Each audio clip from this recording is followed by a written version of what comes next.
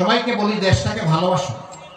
দেশকে ভালোবাসার অর্থ হচ্ছে আজ থেকে আমি আর চাঁদাবাজি করবো না, দখল বাণিজ্য চালাবো না, ঘুষ খাবো না, মানুষকে ভয় ভীতি দেখাবো না, কারো ইজ্জত লুণ্ঠন করবো না। যখন তখন নিজেদের মাঝে আমরা যুদ্ধ করবো না। অনেক সময় নিজেদের মাঝে যুদ্ধ হয় না, পদ পায় নাই, পদবি পায় নাই, দুই দিক থেকে লেগে যায়, নিরীহ মানুষ অথবা নিজের কর্মীকে অনেক সময় মেরে ফেলে।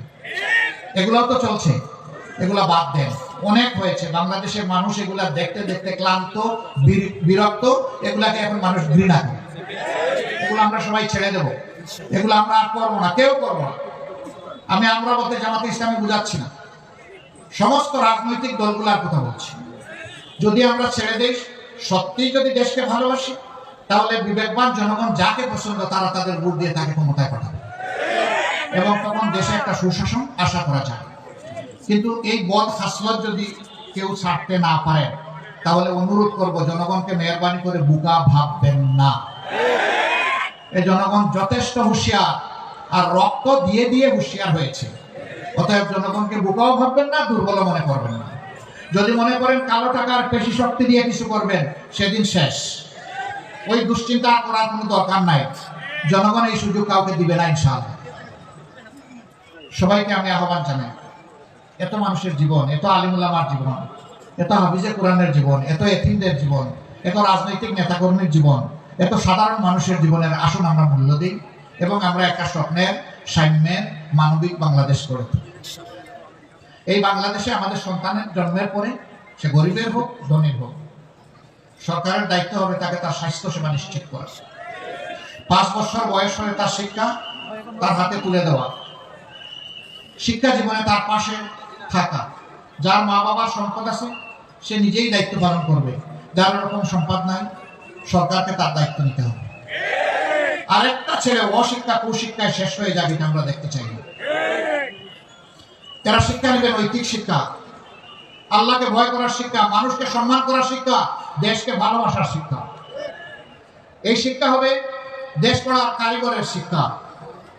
এই জন্য শিক্ষা জীবন শেষ হওয়ার সাথে সাথে তাদের হাতে দেশ গড়ার কাজ, তাদের হাতে দেশ গড়ার চাবি উঠে আসবে ইনশাআল্লাহ। নারী পুরুষ সবাই মিলে আমরা এই দেশকে গড়ব। যার যেখানে যে যোগ্যতা আছে সকলেই সম্মান এবং নিরাপত্তার সাথে তার কর্মক্ষেত্রে দায়িত্ব পালন করবেন। একজন মানুষ গড়েও নিরাপদ থাকবেন, রাস্তায় চলাচলে নিরাপদ থাকবেন, কর্মক্ষেত্রেও তিনি নিরাপদ থাকবেন। তার সম্পূর্ণ নিরাপত্তা রাষ্ট্রকে বিধান করতে হবে। বিচারাঙ্গনে গিয়ে বিচারের বাণী নিভৃতে কাঁধে একথা আর শুনতে হবে না। বিচার কারো মুখের দিকে তাকায় হবে না, কারো পদ পদবি দলীয় অবস্থান বিবেচনায় নেওয়া হবে না। বরঞ্চ তিনি যদি অপরাধী হয়, তাকে অপরাধের শাস্তি তাকে পেতেই। আমরা ওই যে স্লোগান দিয়েছি, আবু সাইদ মুগ্ধ, শেষ হয়নি যুদ্ধ, আমাদের সেই যুদ্ধ চলবে ইনশাআল্লাহ। সেই যুদ্ধের জন্য আপনারা প্রস্তুতি নিন। সাম্যের, ভ্রাতৃত্বের এবং সৌহার্দ্যের কোরআনের এই বাণী ঘরে ঘরে পৌঁছে দিন। একটা ঘর চুয়াডাঙ্গার জন্য বাদ না পড়ে। তিনি কোন দলের কোন ধর্মের এটা আমাদের দেখার দরকার নাই, তিনি এদেশের মানুষ। সবার কাছে আপনারা এই আওয়াজ পৌঁছে দিবেন, আমাদের সালাম পৌঁছে দিবেন, দেশ গড়ার জন্য দোয়া চাইবেন। মানুষকে বলবেন এমন একটি দেশ আপনিও চান নিশ্চয়ই। সবাই বলবে হ্যাঁ আমিও চাই।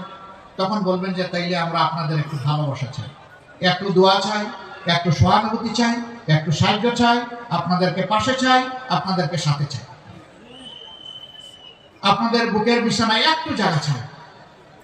যদি সেই জায়গাটা আমাদের জন্য করে দেন, তাহলে আল্লাহ ছাড়া কাউকে আমরা পরোয়া করব না।